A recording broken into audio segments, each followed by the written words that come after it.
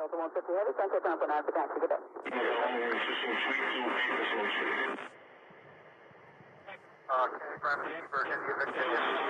sorry, you good, folks? Sir, I want to go from Terminal 7 via Alpha 5. I just want to move ahead to that. Release like that, 775. We have Alpha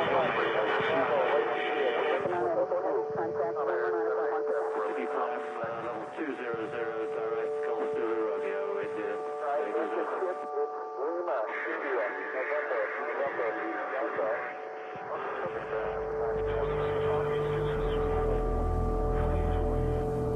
Hello. Hi. Do you speak English? Sure, what do you need? Okay, just a question. Do you know what is a chemtrail? The what? A chemtrail. I do know what a chemtrail is. Yeah, and is it true? Well, there's a big debate.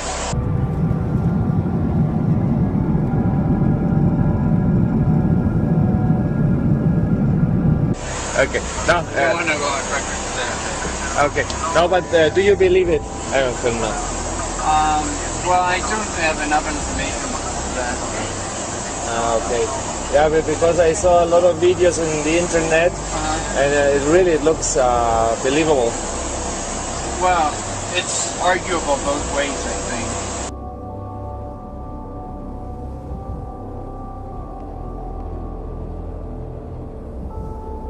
Yeah. Depends on which side you're on, but yeah. But what is your personal opinion of it? I think there's part of truth. Part of truth, yeah. Yeah, we should investigate this, because when it's true, imagine so many people they suffer of this. Yeah, it's a necessary evil, as you would say. Yeah.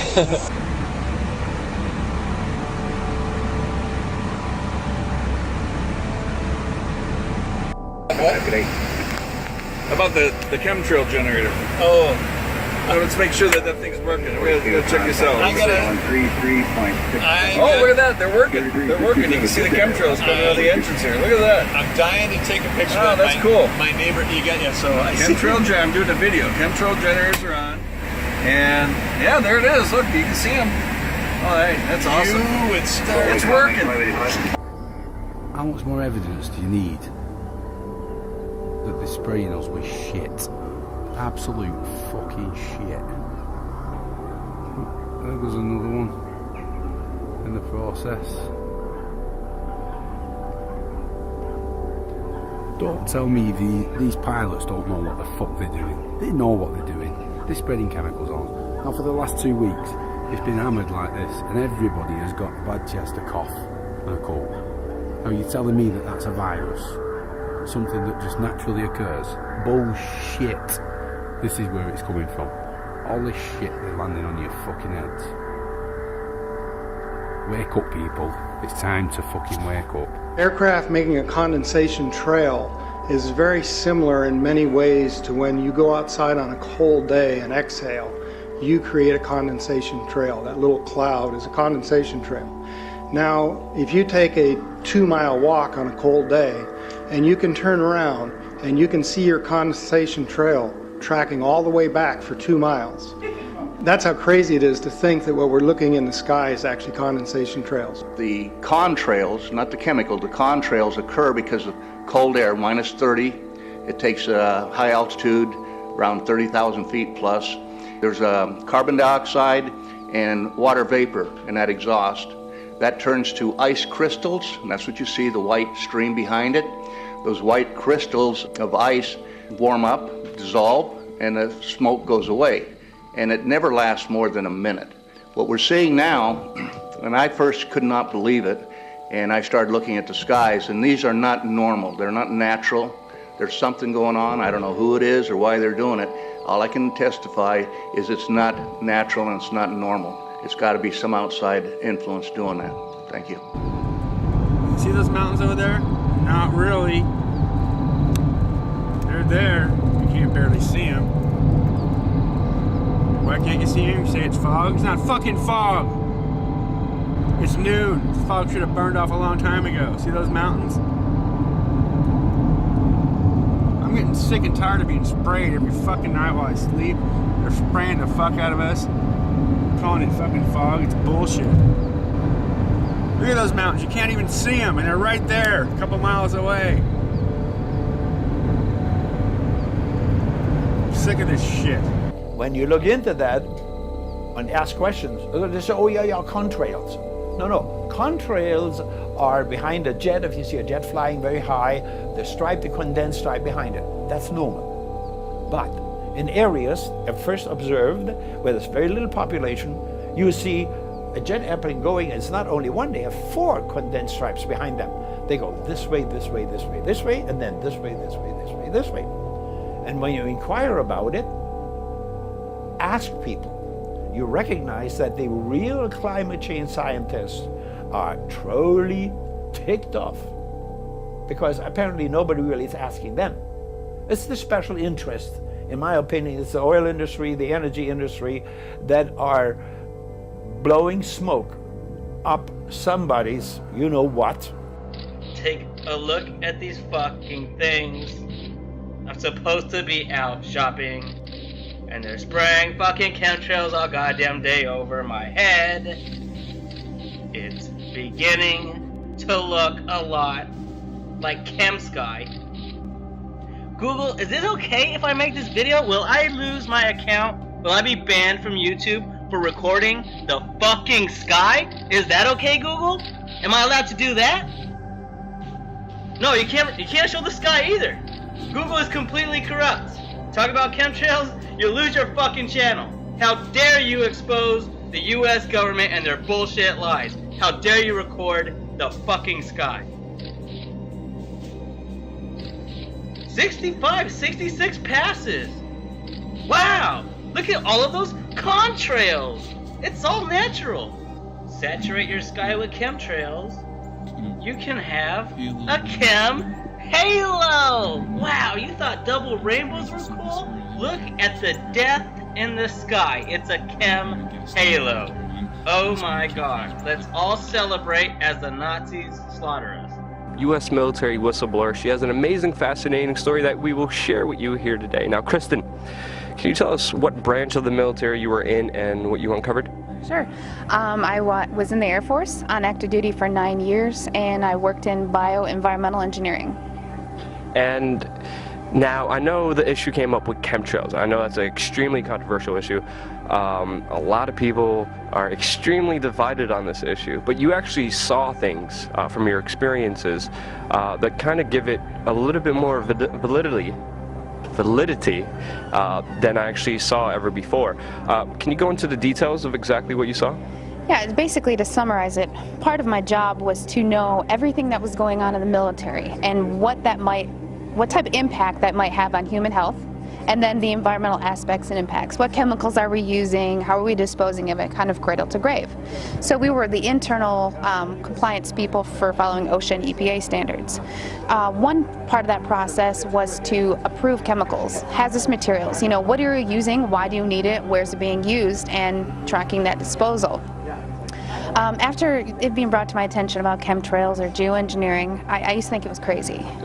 It actually was disrespectful to my line of work because here we are trying to prevent environmental aspects and impacts and not have anybody get sick from our operations. But in an attempt to debunk, it changed my life. I started noticing things. I started noticing large quantities on the system where I would approve chemicals that did not have a manufacturer name, wasn't tied to a building, and that was normal protocol. When I started asking questions, I slowly became demonized. A couple years passed after that when I asked again and people realized I was kind of being more vocal about it on social media. I was starting to be thrown into a mental institution and have my daughter taken away. Wow. That changed my life. I no longer view the military the same way, and I feel like after 9 years of trying to uphold an oath, I'm able to do that now. I'm going to tape this time. And so this is what we did before. This is what this is. This is the wine spit test where you rinse your mouth out and then you take grape juice and you hold it in your mouth and you spit it out into a petri dish. Well, what we did is we used the zeolite, the zeoforce. This stuff says it cages this stuff, this stuff that's in these chemtrails, it's in our bodies.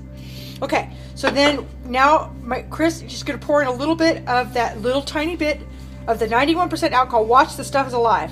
Watch what happens. Pour some in, just a little. Watch. Look. Look what it does. Now you can film it up close. I am. That's totally freaking... Is that freaking freaky? This is in every single one of us. This is spookier and weirder than I even want to go there.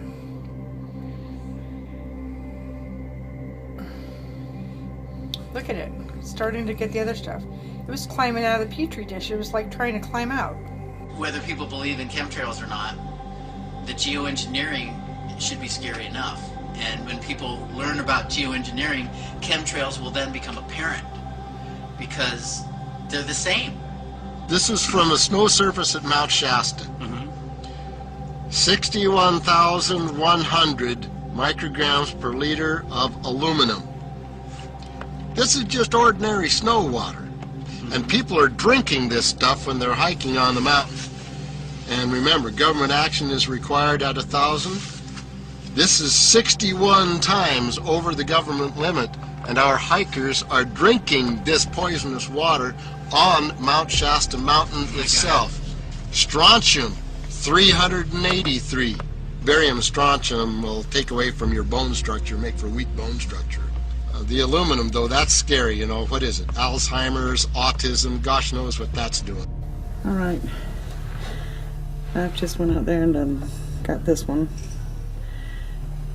This is the chemtrail aftermath. You can see on the date. This is that white stuff that comes from the chemtrails. And I snatched this off the screen going on the inside. I want to see what this is going to do. Nasty. It's got the little white specks in it too. Oh, and you just toward the top of the water you can see the strands. Okay.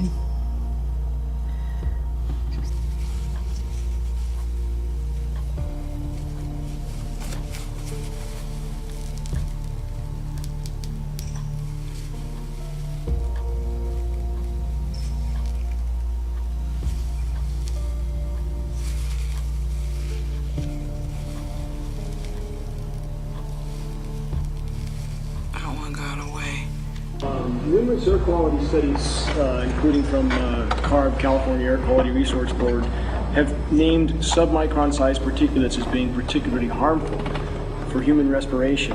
Through all the discussions today, I have not heard any mention of this fallout, and has this been studied, and also the effects of a highly reactive metal like aluminum on toxifying soils and waters? The question is, what would be the effects of these materials on human health if they came down into the stratosphere, in particular small particles and aluminum? So the collaborators of mine working on the aerosol scheme are actually folks from Carnegie Mellon who focused on human health impacts. And while we haven't published it, that was the very first thing we did, was do the order of magnitude calculation in level pencil and paper, but with an expert on human health impacts about whether there could be an issue. And for aluminum or other particles, there are a lot of toxicological things that need to get looked at seriously. But if you're just thinking about the sheer number of particles and the human health impact of small particles, the answer is, well, we haven't published it. That was the first thing we looked at with some of the leading experts who do epidemiological research on human health impacts, and it's not even close to being an issue. To clarify, so 10 megatons of aluminum dumped into the atmosphere would have no human health impact. So let me be more careful here. We're to separate out the toxicological. So the alumina, we've only begun to research and published nothing. Alumina, we've only begun to research and published nothing.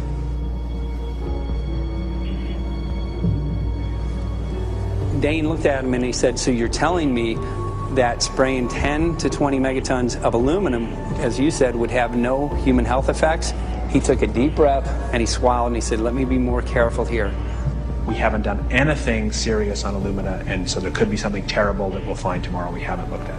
And that, for me, that was the whole main point of what is going to be coming out to the public. It's the damaging effects of aluminum that are being found around the world in massive amounts. Here's David Keith confronted on this very issue, and he looked, you know, at that point like they just let the cat out of the bag. Mm-hmm. We haven't done anything serious on alumina, and so there could be something terrible.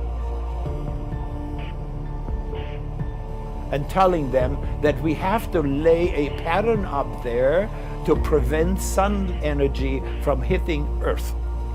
And what they're doing in there, it's now pretty much determined. They're putting the aluminum, barium, and strontium. Now you take these chemicals and run them through a PubMed literature search in respect to human health. You will find more than 3,000 papers.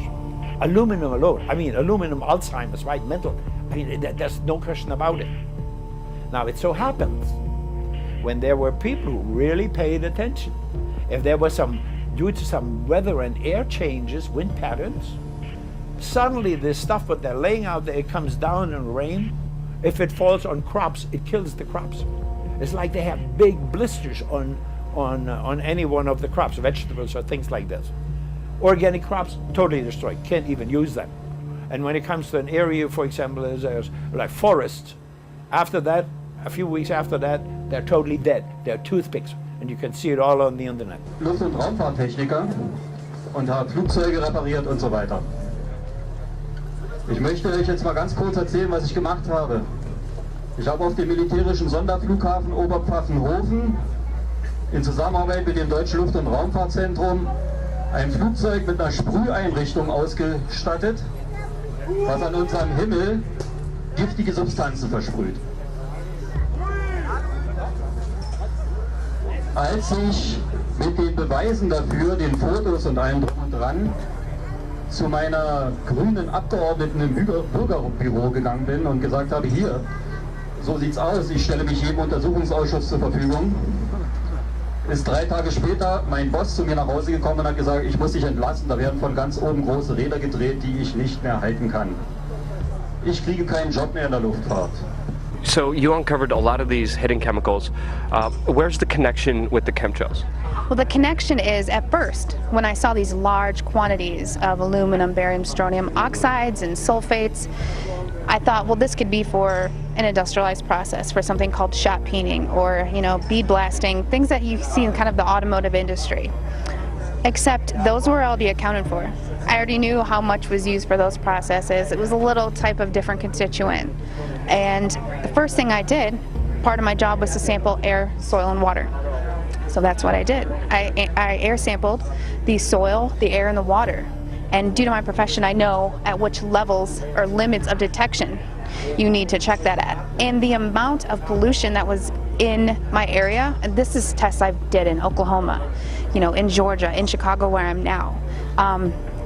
But in taking those samples, I knew the background, because a lot of these things are naturally occurring and elemental, but not in this form and not in this quantity. So how did it get there? So just to clarify, you see these huge storage containers of these chemicals, then you do the test on the air and soil and you see these